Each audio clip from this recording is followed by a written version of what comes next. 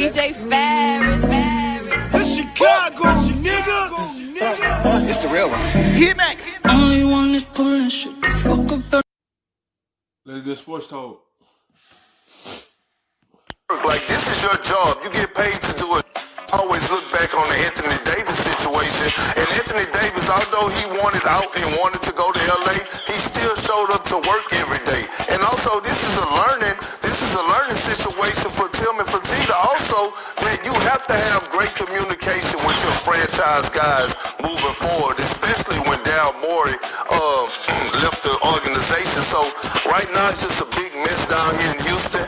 I don't know how the locker room could accept all this right now, but let's see how it goes. I see Stephen Silas is doing a great job, by the way, of handling all this. Absolutely. Who would you guys say has the leverage right now in this situation? Because James still has 2 years left on his deal, but as we've seen, it can be disruptive if a player doesn't want to be somewhere. What do you think, Richard?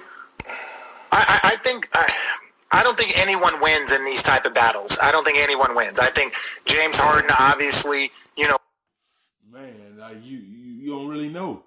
Even though he got 2 years left, he might show up and play, but he wants out of Houston. This is bad for the locker room. Right? One of the main guys that need to be there don't want to be with this team, don't want to show up. The locker room is going to be divided because how they going to look at James Harden? Like, it's a lot of mess that's going on that's going to hurt this team. Like, in these situations, you don't know who had leverage right now. Really, you could look at Houston because they still have 2 years and they probably going to try to make him play this whole year out before they let him go. Or James Harden is not going to play this season. And Houston is going to be in a bad situation because he's not going to show up. But I don't think he's going to let his game checks go. I think he's going to show up to make them. Gets affected in the public perception. Again, there was already a public perception about, his partying and stuff like that. I'm not going to say that this man isn't a professional and didn't approach, we know he's one of the best players probably to ever walk the face of this planet. But when you're out doing that, when training camp is supposed to start, then that just adds to the public perception. And that actually generates money, whether you're talking about shoe sales, whether you're talking about further contracts. And so I think with the Houston Rockets, they have a little bit of leverage, like, hey, we're going to make you show up. But what message does that send to future free agents if you're unhappy? So this is one of those things that everyone loses in this situation. And it's best if you can't sit down, if Tim can't sit down and have a conversation with James Harden. And if they can't leave that meeting with an idea that he's going to start and see how this goes, then they have to have the conversation about how you can move on from him and try and get your team as much assets as possible.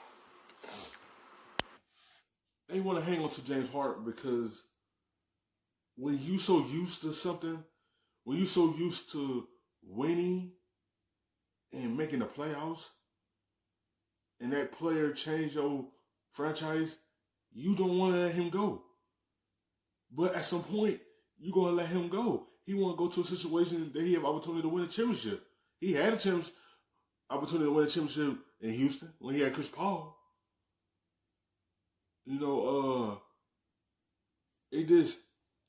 He ran him out, and now he ran Westbrook out.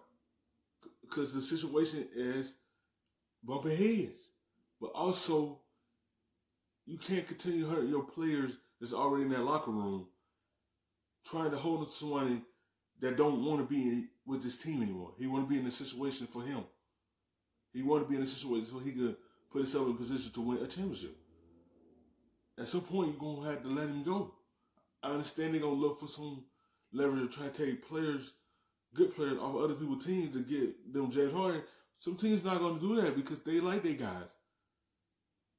You have to take what you get because they are not going to give up their players for him. James Harden's a good player, but they want to keep that attack to make their team much better. Right, and Rachel, to answer your question, who has all the leverage? all the teams that's going to be calling in has some leverage. Because if I'm Philly or if I'm the Brooklyn Nets, guess what? The package that I would have presented 3 weeks ago, I'm not forced to present that package now because of how James Harden has carried and handled this situation by not reporting. He's almost forcing his hand, which is going to force the Rockets. And so now they're going to have to be forced to take anything. With 3 weeks ago, they probably could have got back a Ben Simmons or something to that next with some picks. But if I'm Dal Morris, for example, and I'm the Philadelphia 76ers, I'm holding tight. I'm offering them a package, but it ain't including Ben Simmons. And look, some of the emotions involved here too. We know how James feels right now. We certainly have gotten indications of that. But look, once he gets into it, James is known as a workhorse, right? He's been an Iron Man for the Rockets. He loves playing basketball. They've had a hard time getting him to sit. So I know one of the things the Rockets are banking on is that once he gets into it, whether it be training camp or actually starting to play games and plays with John Wall and plays with Boogie Cousins, that it might ease the situation a little bit and then give the Rockets a little bit more breathing room to actually make a better deal. We will find out. Thanks for watching ESPN on YouTube. For